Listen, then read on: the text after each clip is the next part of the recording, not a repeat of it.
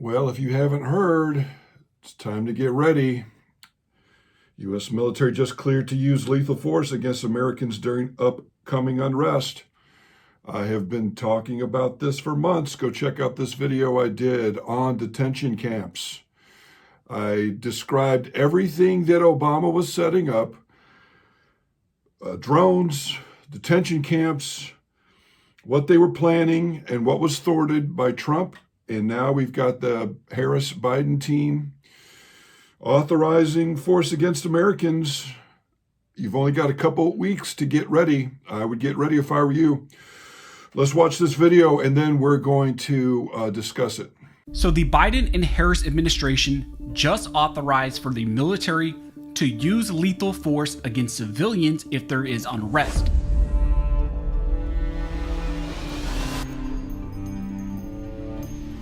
Now, really quick before we jump into this video, I want to ask you guys for a favor.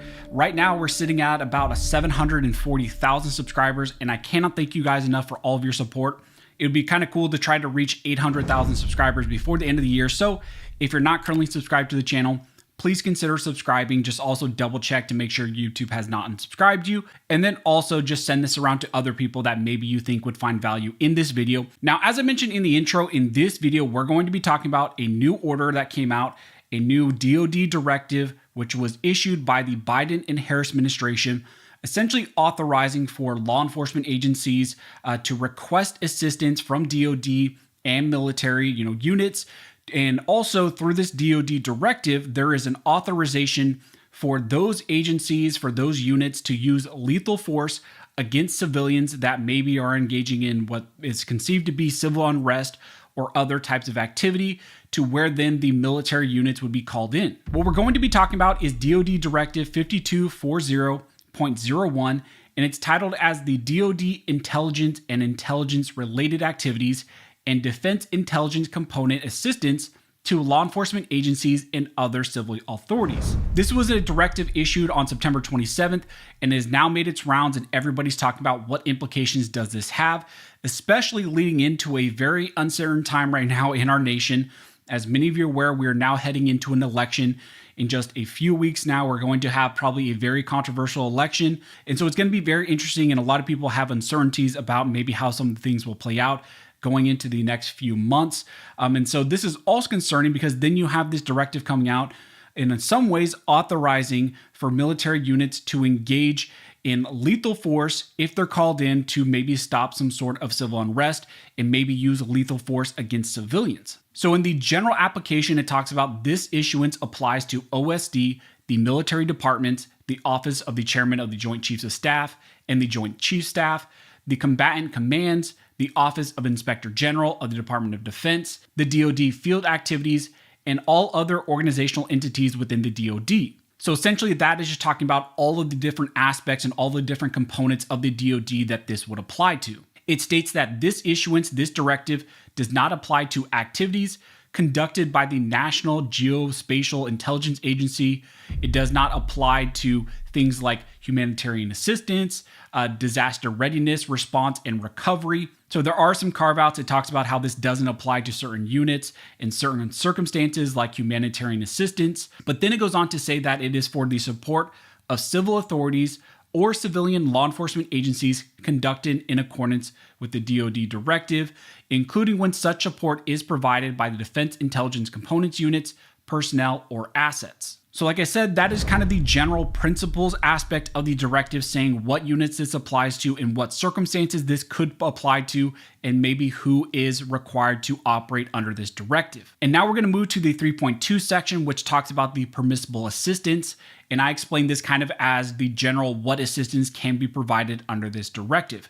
And it states that in accordance with the section 2.6 of the Executive Order 12333, as amended, the following defense intelligence component intelligence assistance to any federal department or agency, including the federal law enforcement agency, or to a state or local law enforcement agency when lives are in danger, are authorized, 1, cooperating with the appropriate law enforcement agencies to protect the IC's employees, information, property, and facilities of any element, unless otherwise precluded by the law or the executive order, participating in law enforcement activities to investigate or prevent clandestine intelligence activities. And 3, providing specialized equipment, technical knowledge, or assistance of expert personnel for use by any federal department or agency, or when lives are in danger, to support state or local law enforcement agencies who are requesting it. So again, this is talking about the type of authorization that is granted, what type of assistance can be provided,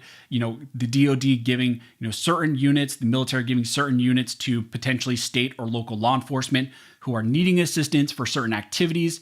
This can be provided to them upon request. And then there seems to be kind of this catch-all provision in 3.2 in the, I believe, subsection 4, when it states that when lives are in danger, rendering any other lawful assistance to law enforcement agencies or other civil authorities provided such assistance is consistent with some of the other directives. So as we talked about, there's this kind of the general principle of who and what units this applies to, what DoD components this applies to, what type of assistance and authorities can be given to local and state law enforcement who are requesting them. And then when you look at the directive under 3.3, it talks about the levels of authority. And this is the section that has everybody very upset. It talks about what authority the DoD has, what authority they can give to the state and law enforcement, what type of lethal force they can engage in, and then also the types of approvals they would need to get to engage in that conduct. It states that subject to paragraph 3.1, defense intelligence components may provide personnel to assist a federal department or agency, including a federal law enforcement agency or a state or local law enforcement agency, when lives are in danger, in response to a request for such assistance in accordance with the following approval authorities. It states that A, the Secretary of Defense approval. So really that's the main one where you would need to get the Secretary of Defense to approve it. And then it goes on to say in this same section, when the Secretary of Defense and what situations the Secretary of Defense controls and has to give the authorization. And the main one we need to focus on is that, subsection A, which states that provisions of personnel to support response efforts for civilian disturbances, which may also require presidential authorization. So when it comes to potential civil disturbances, civil unrest in which the DoD is being requested by state or local law enforcement or military units are being requested, there you would get authorization from the Secretary of Defense. That is the main overarching authority that you would have to get the authorization, potentially also the president to approve that. But that is authorizing military to be mobilized in those civil disturbances in that civil unrest situation. And then it talks about subsection C, and this is really the lethal force section that everyone's concerned about. It states that C, assistance in responding with assets with potential for lethality or any situation in which it is reasonably foreseeable that providing the requested assistance may involve the use of force that is likely to result in lethal force, including death or serious bodily injury.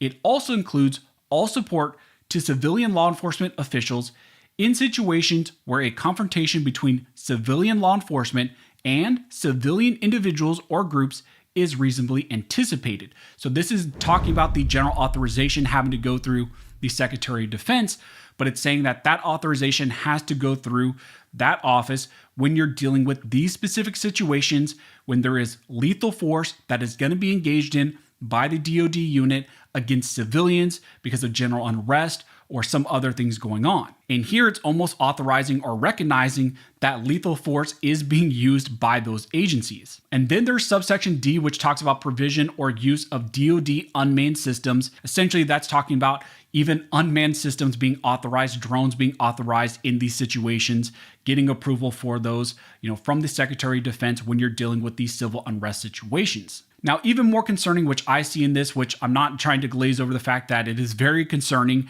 that lethal force is authorized. That is very, very scary. This is very, very, very, very chilling. This is terrifying. And I'll tell you why. The U.S. citizens were just attacked by the government with Helene.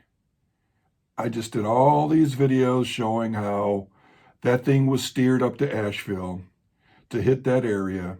By the way, nobody had flood insurance up there. By the way, they wanted to get that area to start mining the lithium. The people were giving them a problem. They put some deluge in there did some things, and people's houses got wiped out by flood insurance. They didn't have, by floods. They didn't have flood insurance because it never floods up there. This had never happened before. The U.S. citizens are already under attack with the supply chain, so these so-called natural disasters, all these fires in California, the Grand Tetons. In Conyers, Georgia, a chemical plant explodes. In Houston, Texas, a pipeline explodes. A year ago, a train derails into the Ohio River in an area where they were looking to chip people. The bridge with the Ukrainian captain, the tanker hits the bridge, knocks that out. All of these, Maui, we see, I just did a video on that, we see that that was an attack. New Orleans with Francine in September, Helene and then Milton, all of these things, direct hits, all in smart cities. The U.S. citizens are already under attack covertly. And so now they are approving force against civilians by the military and with drones. I talked about this in my video about detention camps. I talked about, go check it out. I talked about how back in 2016, Obama was setting us up with drone strikes. He legalized drone strikes to allow the military to strike places. Imagine if they start ordering the troops and local law enforcement to attack their own civilians, their own people, their own friends, and the police and the guard units decide not to do it. So then they just hire somebody behind a drone to hit those areas, hit those houses that are not complying. This is very, very, very scary, very ominous. I talked about this.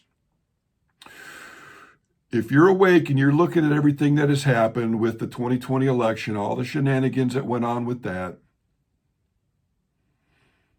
this administration did everything they could to get into the White House so then they could do this. They see that they're losing in the polls. So what are they going to do? Are they going to do some kind of false flag operation and then blame patriots? So then they can now, do we really trust the intelligence? I don't trust the CIA or the FBI. Look at all the stuff they've done, especially the FBI, especially the CIA. All they got to do is do another J6 false flag situation deal, blame some patriots, and then tell everybody, all right, show up and get stamped or whatever, chipped, and everybody says no or whatever, and then this kicks in. Very, very, very, very, very scary. I would prepare if I were you. You've only got a couple weeks left. There's a few scenarios that this could go. We already saw a false flag get pulled on J6. That was bunk. They attempt to delete President Trump many times, 3 times at least, more. I've done videos on it. Go check them out. That didn't work. They tried to lawfare him and then get him put into Rikers Island and delete him. That didn't work. That's a 4th attempt. He's winning in the polls, and so now they are having to resort to this. I would prepare if I were you. This drone thing is very, very scary. Let's continue. This is the Armed Scholar. These guys are awesome. Let's finish it up and we'll talk about it some more. Now, even more concerning, which I see in this, which I'm not trying to glaze over the fact that it is very concerning that lethal force is authorized potentially in this directive. But also when you look at section 3.5, it talks about exigent circumstances. So really what that's talking about is if there is a situation where there is imminent fear of death or bodily injury or, severe risk potentially, in a situation in which it's, this assistance is being requested, they can mobilize and move and do this without the required Secretary of Defense approval, but they could only operate potentially for 72 hours, and then they would need to submit the approval required. But even that is concerning for 3 days.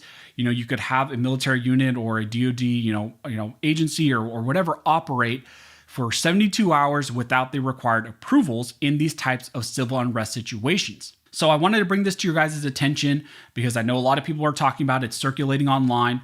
I wanted to give my additional take on this because of some of the other provisions that aren't being covered in the directive. I think really if this was ever to be used, we are in a very bad position in our nation where maybe they would be using this directive. And I think that would signal some larger issues going on in our nation. So again, if you guys have any questions, go ahead and comment down below. Make sure. There you have it. He's very alarmed, and so am I. The chance of shenanigans is high with this. Very, very high. This is very, very, very alarming. Drones. And then they said that they could do whatever they want for 72 hours without the Secretary of Defense. They deem that there's some kind of, we already just saw what they pulled with these fake hurricanes. Check it. Check it. There's all kinds of weird stuff going on. This is very, very scary. Because I know more about this than maybe the normal person, this might be the first time you're hearing of this. I've been wondering if this is the last few weeks that I will spend on this earth. I really am. I really am, because of stuff like this is scary. I talked about this 5 months ago, about detention camps. I know what they were setting us up for. Obama, go watch my detention camp video. Obama set us up. He pulled all of the Apache helicopters away from guard units so they couldn't defend themselves. He out of nowhere, he signed in drone strikes for terrorism. There was no terrorism going on. And then he had AIs running the battle plans. He was skipping over the generals and having AIs. That was 8 years ago.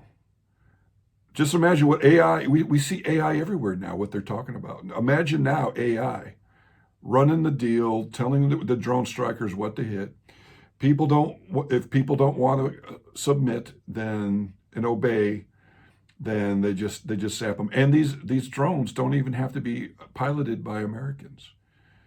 They've brought in so many immigrants. Think about that. The Democratic Party in the past has used MS-13 as deletion squads.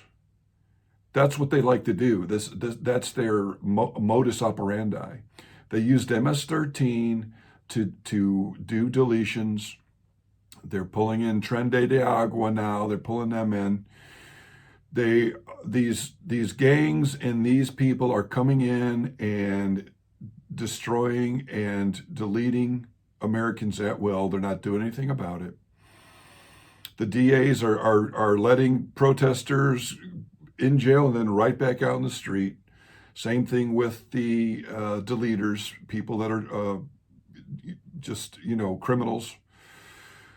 This is very, very alarming. I still have hope, though. There's a couple ways that this could go. This could be really bad, or it could be good. And what I mean is this. If the military needs to go in and stop all the Chinese agents that have passed across the border and have mixed with the population, if they have to go in and get the Tren de Agua guys that have blended in with the civilian population, if they have to go in and get the Hamas and the other terrorists that have blended in with the civilian population, then they may need to put this in order to stop these bad actors. That's what I'm hoping this is setting us up for. This is very, very alarming, very scary. This administration is very scary. It's bent on the destruction of the American people. We see it over and over again. The very first thing, the first day Biden did in his first couple of days as resident of the White House, I will not say president, he killed 50,000 jobs in the pipeline. He has stopped us from being self-dependent on fuel. They just imported a bunch of fuel from the Arabs just to keep the prices down for the election. They're doing everything they can to look good before the election, but then after that, it's going to be hell on earth. People are getting tired of it. They want to vote for Trump, but they cannot allow him in. So they're going to do something. Something is going to happen. Something big is coming. You need to have 3 or 4 months worth of food and water generation and power generation in your house. You need to arm and defend yourself. Go check out my video I did on the FBI whistleblower. That's what he said. So we're going to get out of here. This is very, very scary. Very, very scary. I'm cautiously optimistic. I am hoping that everything is all right, but this could be people like me's last few weeks on this planet. So they are trying to do the big reset. We're seeing weird shenanigans with the financial systems where bank accounts, all bank accounts of Bank of America all went to zero. We're seeing all kinds of weird hacks, all kinds of, it would just be the thing to do, to hack the whole grid, knock everything down, kill communications, kill the internet so we can't communicate with each other, and then pull some deal to not allow Trump in, and then use the military to round up any patriots after some type of false flag. This is very, very scary, scary times, and I hope that we are able to get on the other side of this and continue on. So that's it. We're going to get out of here. Please like, share, and subscribe. And go check out Armed Scholar. He's awesome. We'll see you on the next Ultra Top Secret.